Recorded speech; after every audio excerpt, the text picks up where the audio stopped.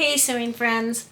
So last week we had a pretty decent storm system come through our area. It was rainy, it was kind of drizzly and dreary out, definitely cold, and it made me realize that even though I said when I retired that I didn't want to dress what I consider dumpy and frumpy, having that storm system come through so early in the year for us made me realize that there are going to be days when I want to feel warm and snuggly and cozy and just super comfortable, and that maybe something more loungy might be more appropriate. So I kind of let my mood dictate what I wanted to sew last week. So I took a little break from sewing my retirement module, which I told you about in this video here, and decided to make a pair of Hudson joggers by True Bias and the Merchant Mills Sydney shirt.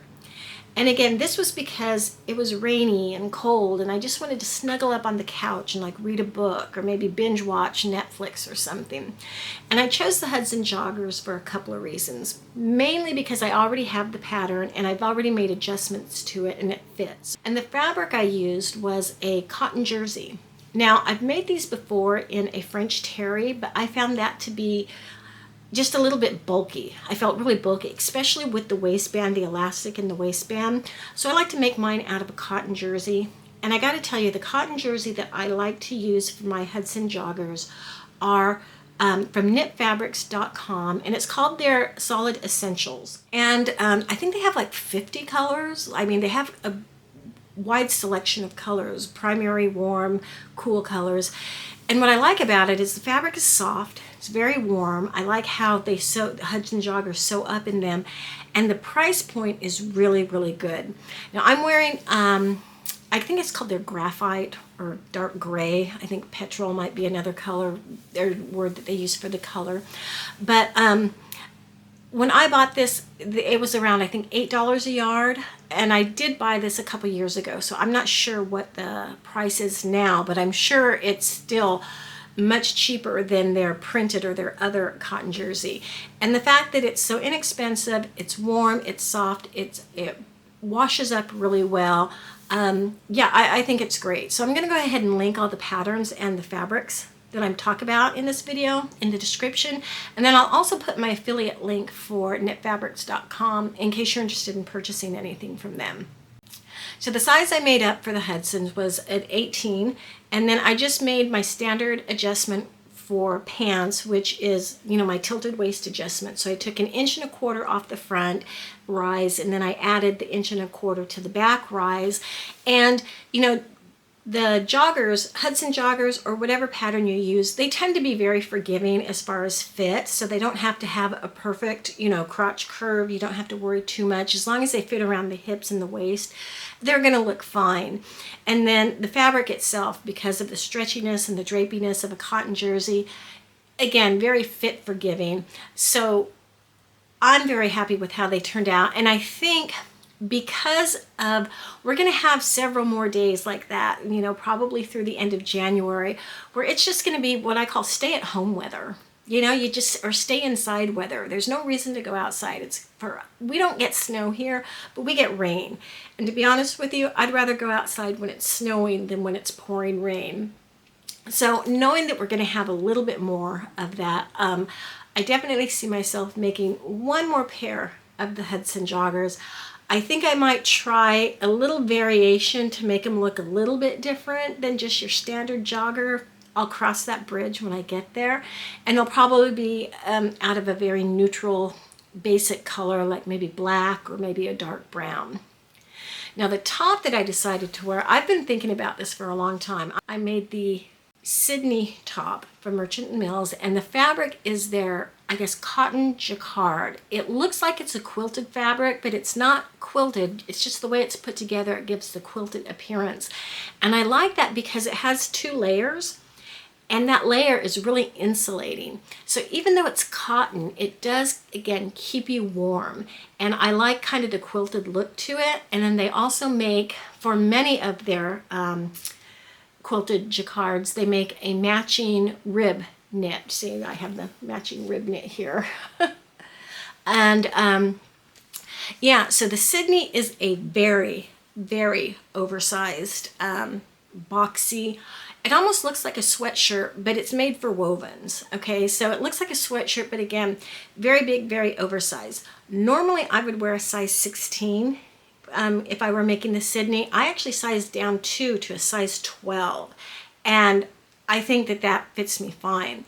And I know the Sydney is not everybody's cup of tea. May not be your jam, but for me, on those days when I said, want to curl up on the couch, maybe read a book with a blanket, or, you know, I don't know, do some sewing in my sewing room, or maybe some baking in the kitchen because it's just so dreary and cold and rainy outside.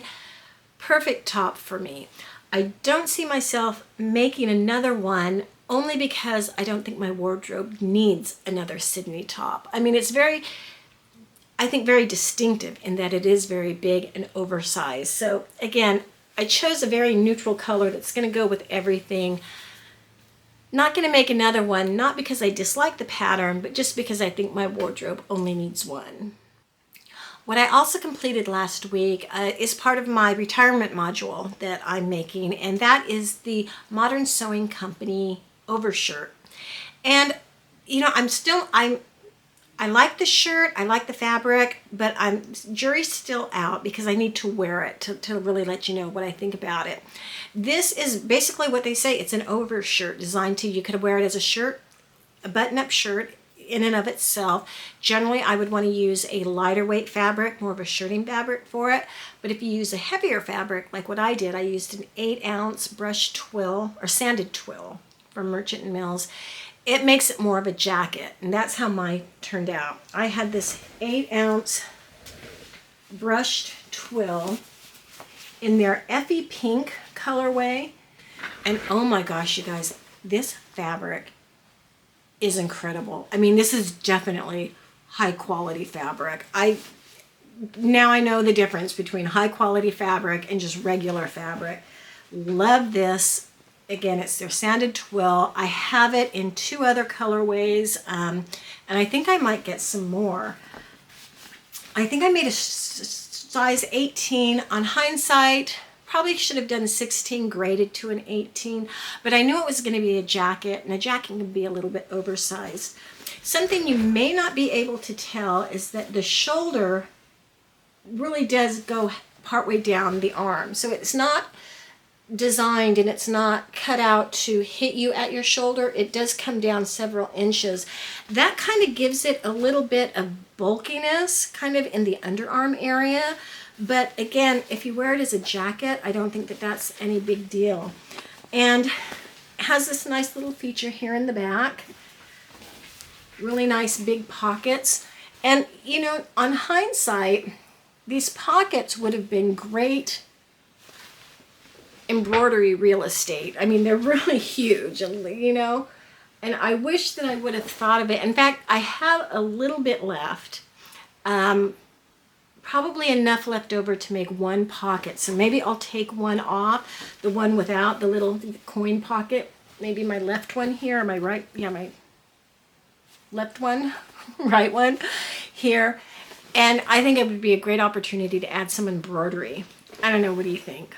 So I do have to add the buttons. Now, because this feels more like a jacket, and it is a twill, okay, it's a cotton twill. And when you think about it, what is denim but 100% cotton twill, you know? It does kind of have that jean jacket feel to it. So I think rather than the regular buttons, you know, the 4-hole or 2-hole buttons, I think I'm going to go ahead and add the jean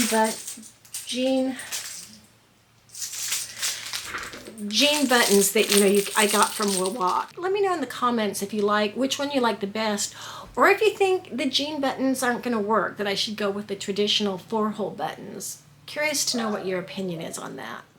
And last but not least, I realize, you know, my wardrobe is definitely missing pants, trousers. I realize now that that's going to be a journey in and of itself. You know, when I look at some of the garments that I just made, for instance, my overshirt and my button-up shirt, you know, that corduroy one, the Vernon that I told you about, I think in the last video, this one here. When I look at these, I really see some really well-made garments. And I'm not, trying to like pat myself on the back or anything.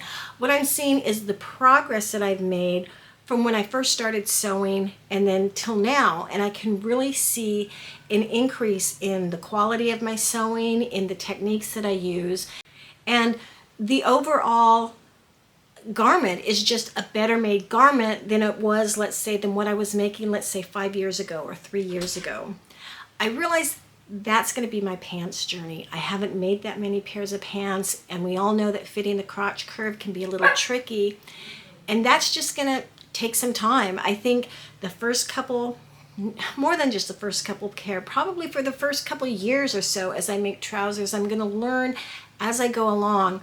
So I do plan next week making the worker trousers by Modern Sewing Company, and I'll go ahead and do more of an in-depth video showing you the pattern adjustments that I'm doing, the fitting adjustments that I'm doing, and make that more of not necessarily a tutorial or a sew along, but really just show you more in depth what I'm doing to make those pants come to life, so to speak.